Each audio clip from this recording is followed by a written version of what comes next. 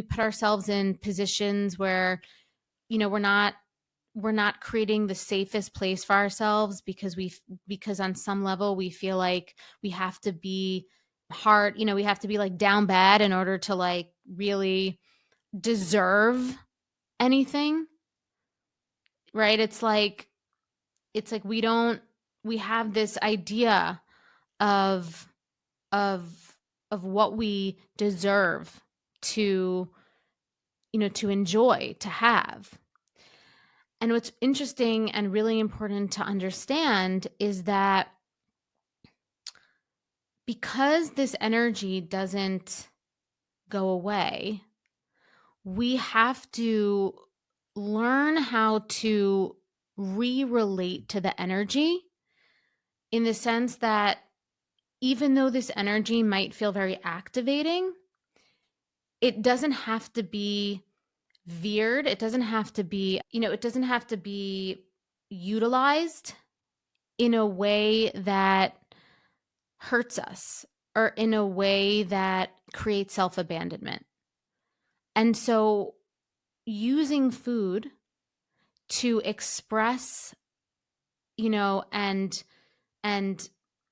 yeah, to using food to express our desire because we think it's a safer way to do it. So using food, whether that's, the actual eating of food or whether it's like the acquisition of food, right? So using eating behavior and food as a way to explore and express desire, that is not the most adaptive way to do it. Right? That's not the most adaptive way to do it because it ends up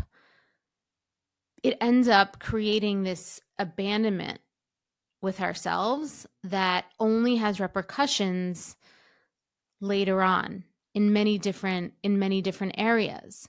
So if we think about it even deeper, many of us,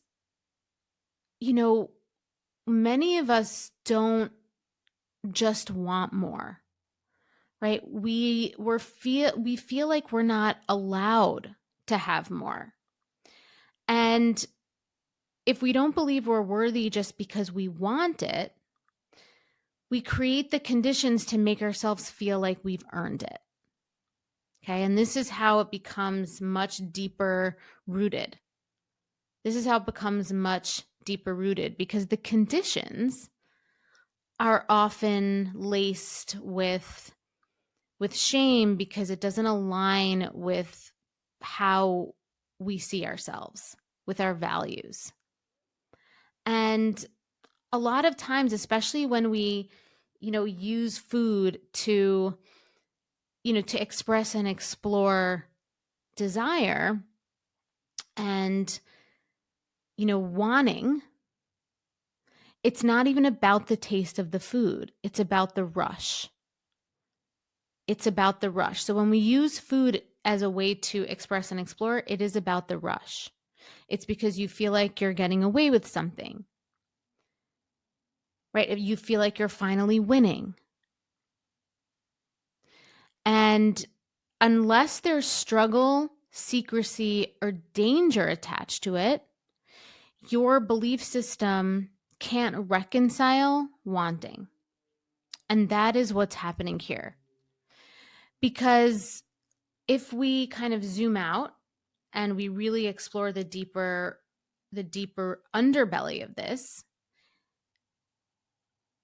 what would happen if you just gave yourself permission to eat what you wanted openly, or to ask for rest, or to ask for affection, or to ask to take up space, right? Like say, put your name in the hat for that job, right? What would happen there? That would feel too easy,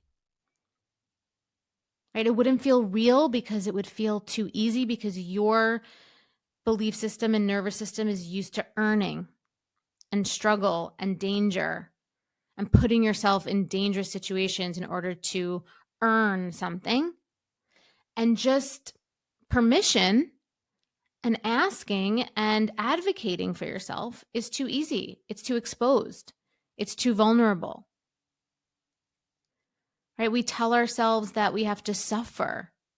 We have to suffer a little. We have to sneak a little. We have to hustle just to earn what we wanted in the first place and what we deserve to try to claim for ourselves, because we believe the desire alone isn't enough to activate us, to move us.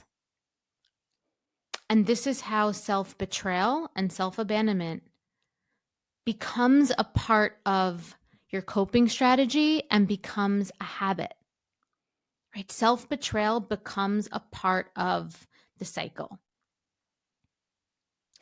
And here's the crazy wild thing is that we as women often start betraying ourselves so young that we don't even realize that we're doing it. Some examples are saying yes when we mean no, laughing, right? Laughing something off, even when it's making us feel awkward or bad, right? Acting like chill or the cool girl, right? Prioritizing someone else's needs over our own. You know, maybe you got criticized for eating certain things when you were younger, and so, you know, you just kind of started, you know, secretly sneaking it because you didn't want that criticism. And we become hypervigilant. We become women who anticipate other people's emotions but feel connected from our own. And there is a very big distinction between empathy and hypervigilance. And, you know, with the women I've worked with, this is something that we work on. Right? I get so many, you know, comments and questions in the weekly Q&As that I do in the mentorship. And in the questions, people will give me context and they'll be like, I'm an empath and dot, dot, dot, dot, dot. And so much of what I hear when I read the dot, dot, dot, dot, dot part is that this isn't empathy. This is a codependence. This is hypervigilance, because you've been trained to think about other people's emotions before yours, right? You've been trained to think about what you acting in and advocating for what you want and putting yourself out in the world, using your energy for your desire. You're thinking about how that's going to impact someone else and what the backlash is going to be for you. And that disconnection from our own feelings, our own experience, our own integrity with our true wants is what drives us to soothe with food. And not because you're not disciplined, because to be honest, so many of the women that I talk to about this stuff, they have such strong discipline in other areas of their lives.